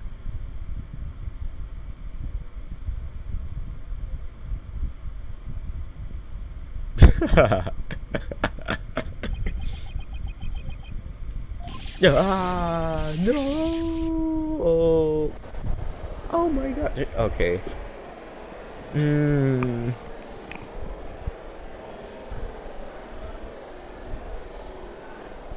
don't know. Don't really have any theories. Kind of. Alright, everyone relax. Alright, the defense needs to stop competing for the greatest freakout ever. The little scamp was, no doubt, simply trying to protect her father. And it's no wonder that her superstitious mind conjured up this mad masquerade. Prosecutor Blackwell's assertion makes perfect sense to me. Far more convincing than saying the killer escaped by flying out the window. Did you truly believe this could end any other way? Damn, did we fall right into his trap? Well, what do we do now, Apollo? In case no longer stands without a real yokai. Only we had one. Bailiff, Caesar. I think it's time I interrogate her as a samurai of your wood. Hold it. Dun dun. Mayor Tenma?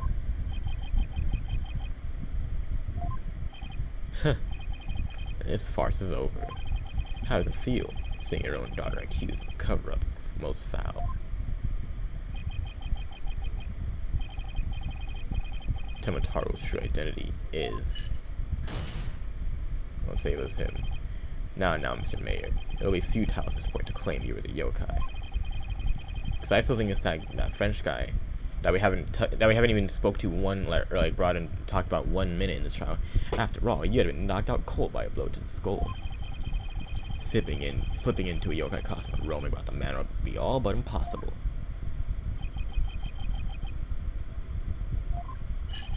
Consider this well. As it stands, your daughter will be arrested for obstruction of justice. But if you confess, the prosecution would be willing to overlook her little yokai farce. Confess? The defendant intends to confess? Wait. Apollo? Prosecutor Black goes up to his mind games again. Tenma, don't fall for Cersei's words. If you're sent away for murder, Jinx will be fucked. The real killer is... Mayor Tenma's gonna confess unless we do something. But I can't prove how the real killer could have flown away. Caw. Look upon me in despair, for ripe is the time for my return. Huh? Uh-oh. I should watch what I wish for. There's no way, right? What the Caw. Foolish mortals. I am Tenma Taro, the yokai you seek. Mayor Tenma? Silence. I am Tenma Taro, freed from the bonds binding me to this forbidden chamber. Behold, the return of the Demon King. What the? Demon King? Well then, I think it's time for me to take a vacation! What the fuck's going on, dude? It's one of those trials where I'm just like lost and wasn't going where the game is telling me to. It's all good though.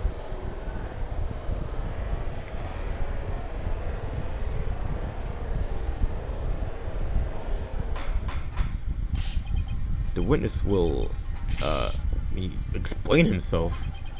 So you're saying you're Tenma Taro? The yokai we've been chasing this whole time? Indeed, it is I, Tenma Taro, the one whom you seek, come to reveal the truth. This child is Tenma Taro, you say?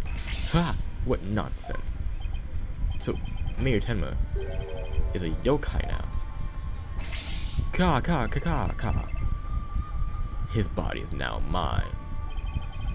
So you're saying that Mayor Tenma is being possessed by you, and that the yokai that Jinxie Tenma and Phineas Filch saw, and the one captured in this newspaper photo, those were all you. The accursed power of these warding charms to prevent me from revealing my true form. I love those faces, to be honest with you.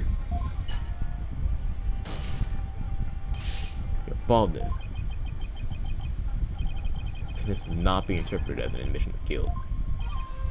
Well, confession by yokai will be quite unprecedented. Be that as it may, the defense's case has been overturned. Huh? What? You claim the yokai that little scamp saw was some third party, the true killer. The one who escaped from the locked fox chamber. But it was the accused all along. Ironic, is it not? Your yokai turned out to be real in a manner of speaking. For the alderman's killer is none other than Mayor Tenma. And the yokai at the scene? That too was Mayor Tenma. Or should I say, Artie or Tenma Taro. The pieces of all fall into place. Oh, how so? Huh, I guess I need to spell it out for you.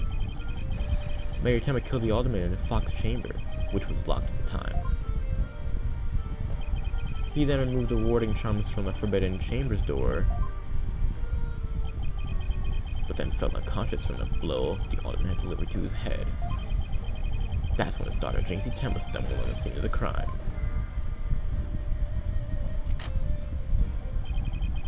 The little scamp fled in terror, whereupon the spirit of Tenma Taro freed at last when the charm's warding effect took possession of the mayor. The newly freed Tenma Taro then fled from the fox chamber.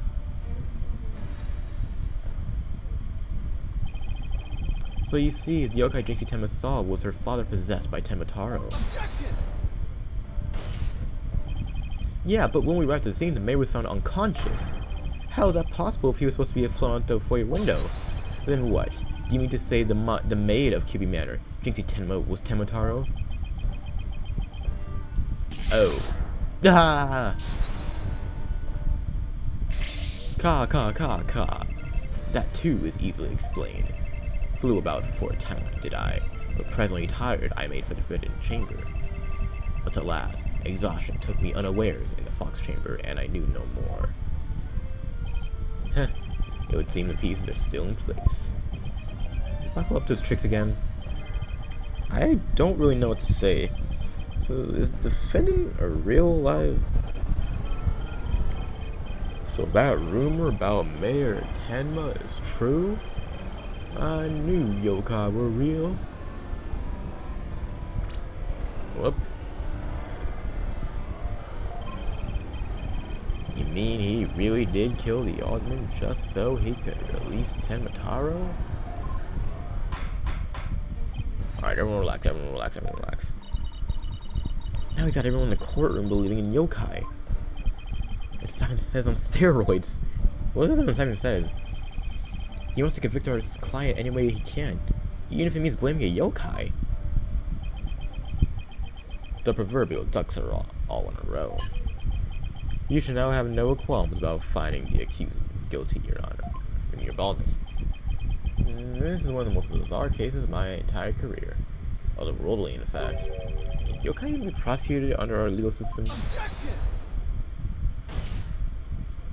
Mayor Tenma is just pretending to be Tenmataro to protect his daughter. Plus, I already proved how a third party could have escaped from the locked room. A verdict at this point will be premature. Since both sides have raised odd points, I have no choice but to... This is the dark age of the law, where defense attorneys are not to be trusted. This is but a ploy to gain time for them to fabricate evidence. How will I sleep tonight? Knowing you will not let the sun rise on the May's day of reckoning, young justice. Objection! I wouldn't fabricate any evidence. Silence! Huh. Okay, then prove it by joining me. A night in the clink will ensure you will not succumb to temptation. How about I just promise not to succumb to anything?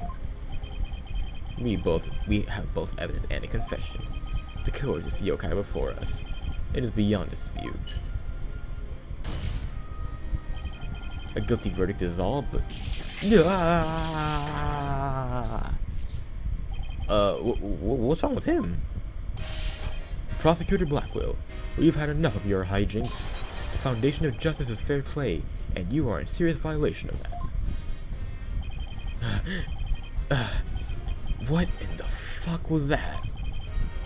Bitch, have you tampered with my shackles in some manner? Ha.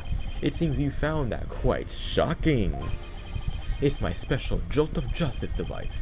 Each press is a shocking reminder to behave. You shall pay for this. I, Simon Blackwell, vow to... Your Honor, you need not fear now. I believe Prosecutor Blackwell will remain on his best behavior. A bit late with the reassurances, aren't we, detective? Okay, well, in that case... Well, this concludes today's deliberations. The prosecution and defense will use this opportunity to further their investigations. This case is adjourned. Whew.